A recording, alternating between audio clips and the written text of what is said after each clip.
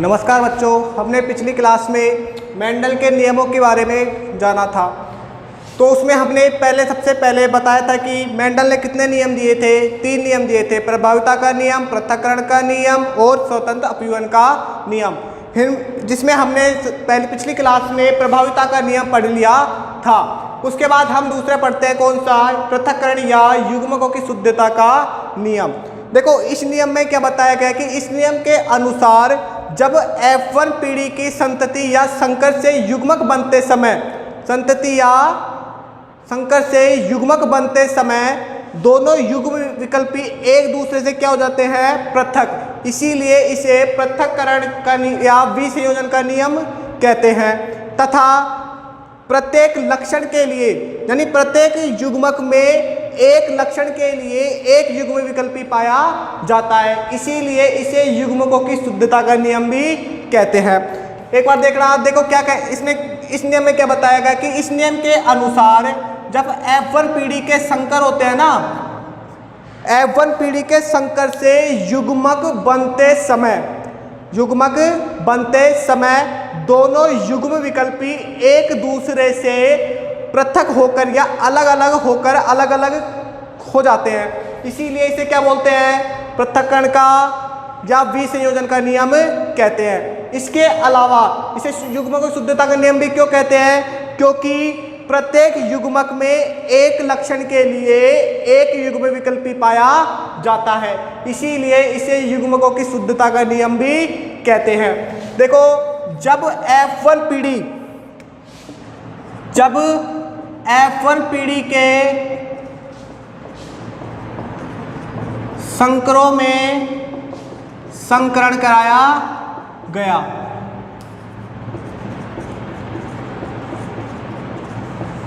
देखिए इधर ले लेते हैं नर और इधर ले लेते हैं क्या, मादा। तो अपने पास F1 पीढ़ी, जो प्रभाविता के नियम में F1 पीढ़ी थी ना, उसमें अपने पास क्या प्राप्त हुए थे संकर, capital T small T, capital T और स्मॉल टी। जब इन दोनों के मध्य संकरण कराया गया तो देखो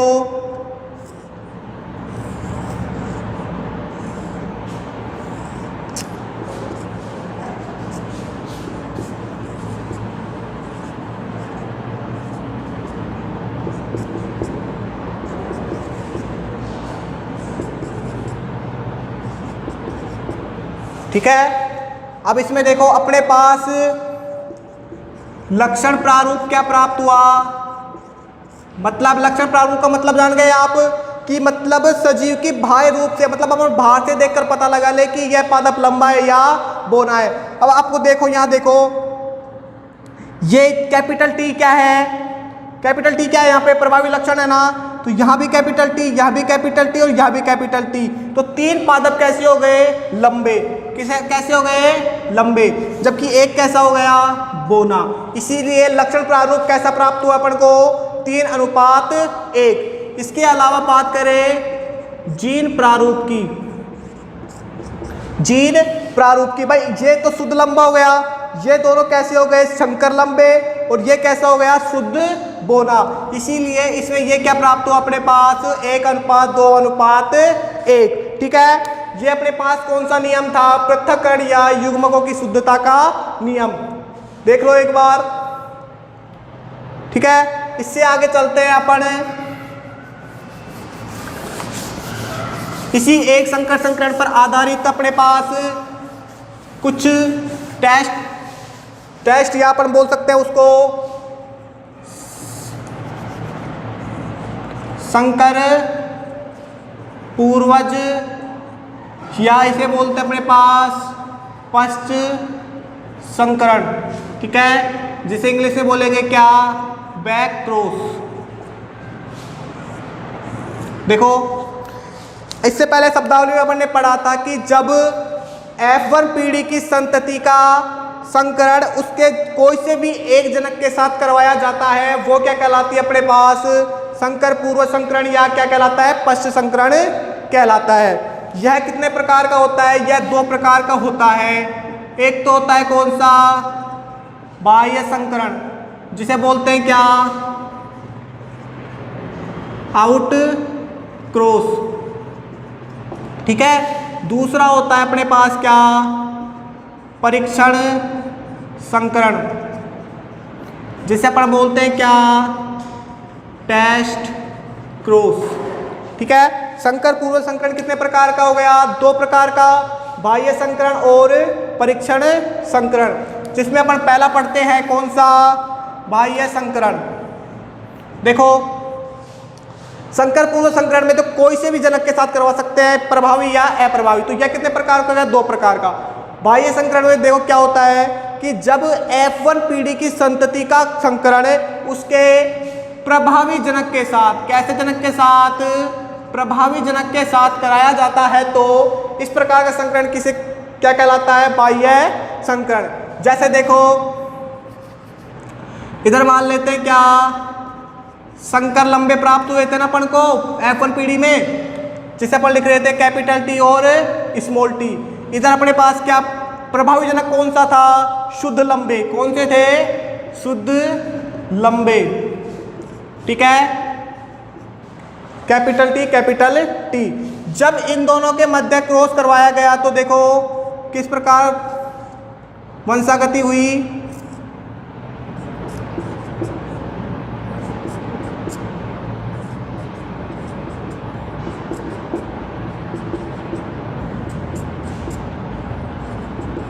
ठीक है, तो जब देखो संतति कौन सी हो गई, संकर लंबे, और प्रभावी जनक कौन सा हो गया, शुद्ध लंबा। तो जब इनके मध्य संकरण करा गया तो इसमें अपने पास लक्षण प्रारूप को ऐसा प्राप्त हुआ 1:1, क्योंकि देखो ये भी लंबा है, ये भी क्या है, शुद्ध लंबे हो गए ना, और ये कैसे हो गए, देखो इसका लक्षण प्रारूप क्या होगा अपने पास,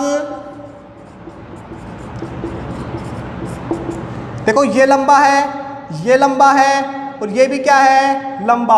तो 3:1 हो जाएगा ना, जबकि जीन प्रारूप क्या होगा इसका,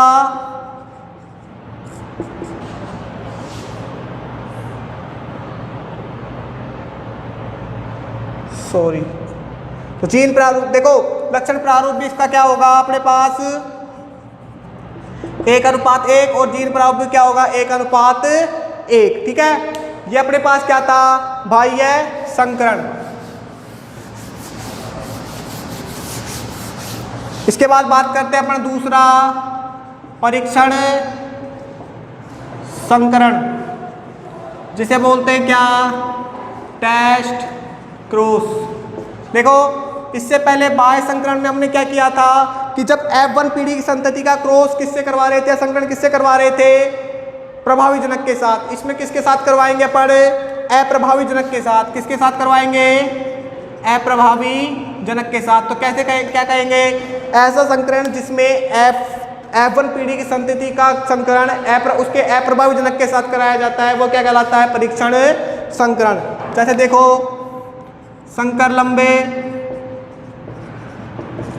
और ये क्या हो जाएगा अपने पास, अप्रभावी क्या था अपने पास, शुद्ध बोने।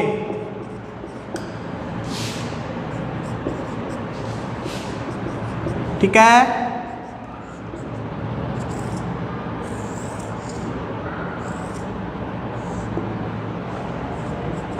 ये नर, ये मादा, T small t small t small t।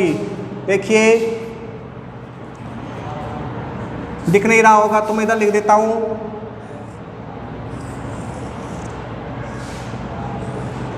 ये नर, ये मादा, capital T small t small t small t।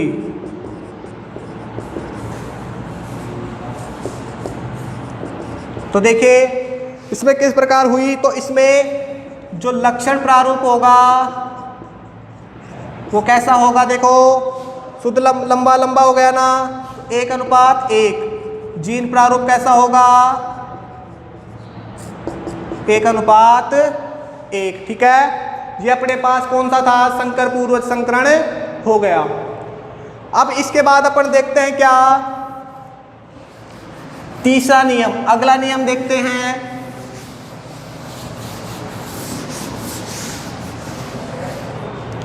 Mendel का तीसरा और आखिरी नियम, स्वतंत्र अपव्यूहन का नियम। ठीक है, तीसरा कौन सा है? स्वतंत्र अपव्यूहन का नियम। देखो इसमें क्या बताया गया कि यह नियम है जो दो द्विसंकर संकरण पर आधारित है। कैसे संकर संकरण पर आधारित है? द्विसंकर संकरण पर। जबकि जो पहले के दो नियम थे वो किस पर थे? एक संकर संकरण पर। ठीक है, तो यह द्विसंकर संकरण पर आधारित है। इस नियम में क्या बताया गया कि जब दो जोड़ी विपरीत विभेद वाले लक्षणों के मध्य क्या कराया जाता है? पादपों वाले लक्षणों के मध्य संकरण कराया जाता है तो एक लक्षण की वंशागति का दूसरे लक्षण की वंशागति पर कोई भी प्रभाव नहीं पड़ता है। ठीक है, प्रत्येक लक्षण के लिए जो युग्म विकल्पी होते हैं ना, उनमें एक दूसरे के प्रति वो कैसे होते हैं? स्वतंत्र होते हैं। मतलब देखो यह कैसे पर आधारित है? द्विसंकर संकरण पर। और इसमें क्या बताया गया कि जब दो जोड़ी विपरीत लक्षणों वाले पादपों के मध्य संकरण कराया जाता है तो एक लक्षण की वंशागति का दूसरे लक्षण की वंशागति पर कोई भी प्रभाव नहीं पड़ता है। अर्थात वे एक दूसरे से कैसे होते हैं? स्वतंत्र होते हैं। इसीलिए इसे कौन सा नियम कहते हैं? स्वतंत्र अपव्यूहन का नियम। ठीक है, देखो इसमें दो लक्षण कैसे लेंगे, इसका उदाहरण देखें तो दो लक्षण लेते हैं। इसमें क्या? एक तो पीले व गोलाकार, पीले व गोलाकार बीज लेते हैं, बीज वाला पादप। ठीक है, एक लेते हैं कौन सा? हरे व झुर्रीदार।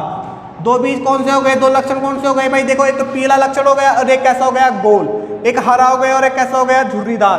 तो दो लक्षणों वाले जनकों के मध्य क्रॉस करवाएंगे तो देखो कैसे वंशागति होती है। देखो इधर लिख देता हूं मैं क्या? नर, और इधर क्या लिख देता हूं? मादा। ठीक है, इधर लिख देता हूं मैं कौन से हैं ये? पीले व गोल। ठीक है, इधर कौन से हो गए? हरे व झुर्रीदार। ठीक है, दो लक्षण हो गए ना। इससे अपन लिख सकते हैं capital Y, capital Y, capital R, capital R, small y, small y, small r, small r. ठीक है, जब इनसे क्या बनेंगे? युग्मक बनेंगे ना, तो देखो इधर से क्या आएगा? एक तो आएगा कैपिटल वाई और एक क्या आएगा? Capital R. इधर से एक क्या आएगा? स्मॉल वाई और एक क्या आएगा? Small r. ठीक है, अब इन दोनों के मध्य क्या होगा? क्रॉस करवाएंगे। क्या करवाएंगे? क्रॉस। तो क्या प्राप्त होगा अपन को? Capital Y small y, capital R small r. ठीक है, जी अपने पास कौन सी पीढ़ी हो जाती है? F1 पीढ़ी। कैसी पीढ़ी हो गई? F1 पीढ़ी। देखो दो लक्षण वाले कर रहे हैं अपन, द्विसंकर संकरण है। पीले वाले कैसे हो गए? कैपिटल वाई से दर्शा गए, गोल को कैपिटल आर से, हरों को स्मॉल वाई से और झुर्रीदार को स्मॉल आर से। इनसे युग्मक बने तो इन दोनों वाई में से कैसा आया? कैपिटल वाई आ गया। एक इन दोनों आर में से कैपिटल आर आ गया। इन दोनों वाई में से स्मॉल वाई आ गया और इन स्मॉल आर से क्या गया? एक स्मॉल आर। अब इन दोनों के मध्य संकरण करवाया गया तो क्या प्राप्त हुए? F1 पीढ़ी। कैसी प्राप्त हुई? F1 पीढ़ी। और यह कैसी थी? देखो वाई है, जो कैपिटल वाई है वो अपना प्रभावी लक्षण दिखाएगा तो कैसा हो गया? ये पीले। और यहाँ आर दिखाएगा तो ये कैसे हो गए? गोल। ठीक है, तो कैसे प्राप्त हुए अपन को? पीले व गोल। अब देखते हैं, अब जब इनके मध्य क्या कराया जाता है? स्वपरागण। क्या कराया जाता है? देखो जब F1 पीढ़ी में अपन को ये प्राप्त हुए थे ना, F1 पीढ़ी में अपने पास ये प्राप्त हुए थे कि नहीं? ठीक है, इधर लिख देता हूं मैं F1 पीढ़ी। अब इनके मध्य क्या कराया गया? स्वपरागण। क्या कराया गया? स्वपरागण। तो देखो क्या हुआ? Capital Y capital R, capital Y small r, capital Y small y capital R, small y और स्मॉल आर। ठीक है, ये क्या प्राप्त हुआ अपने पास? F1 पीढ़ी की संतति के मध्य स्वपरागण कराने पर। अब देखो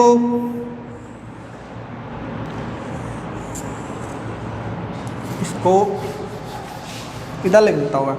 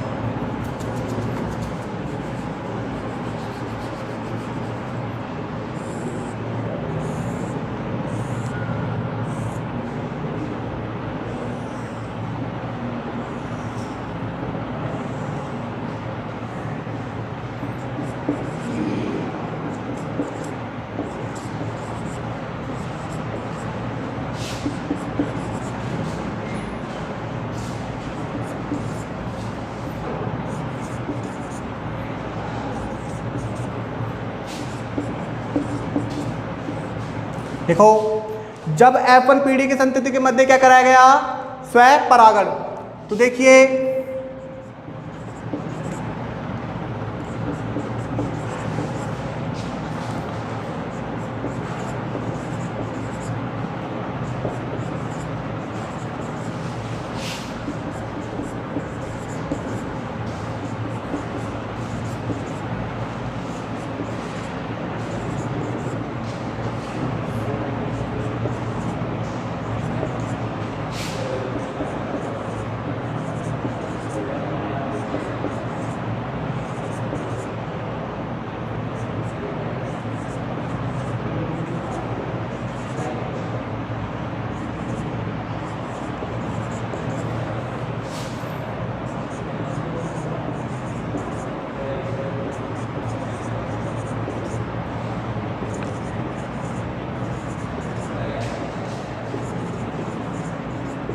ठीक है। तो इस प्रकार क्या हुई इसकी वंशागति, मतलब इसमें कितने लक्षण बने? 1 2 3 4 5 6 7 8 9 10 11 12 13 14 15 और 16। अब देखो इसका जो लक्षण प्रारूप होता है वो अपने पास प्राप्त होता है क्या? उसका अनुपात प्राप्त होता है 9:3:3:1। ठीक है। जैसे देखो भाई क्या होगा, एक तो क्या होगा, पीले व गोल होंगे वो कितने हैं? 9। ठीक है। इसके अलावा क्या होंगे? पीले व झुर्रीदार होंगे वो 3 होंगे। पीले और झुर्रीदारों के होंगे कितने? 3। ठीक है। इसके अलावा अपने पास हरे व गोल कितने होंगे? 3। और इसके अलावा झुर्रीदार व हरे कितने होंगे? केवल 1। जैसे अपने पास ये आ गया। ठीक है। हरे और झुर्रीदार केवल 1 है ना। इसके अलावा इसका जो जीन प्रारूप होगा वो प्राप्त होगा अपने पास 121। ठीक है। तो क्या प्राप्त होगा? 1:2:4:1:4:1:2:1:1 यानी 122 412 121 अपने पास क्या प्राप्त होता है? जीन प्रारूप प्राप्त होता है। ठीक है। आशा करता हूँ बच्चों आज आपको समझ में आया होगा। इसका बार बार रिवाइज करना, बार बार पढ़ोगे तो अपने आप प्रैक्टिस में आएगा, तो अपने आप याद हो जाएगा। और लिख लिख के याद करना, क्योंकि ये आंकड़े होते हैं वो याद कम रहते हैं। ठीक है। इसलिए आपको समझ में आया होगा तो चैनल को लाइक और सब्सक्राइब जरूर करें। धन्यवाद।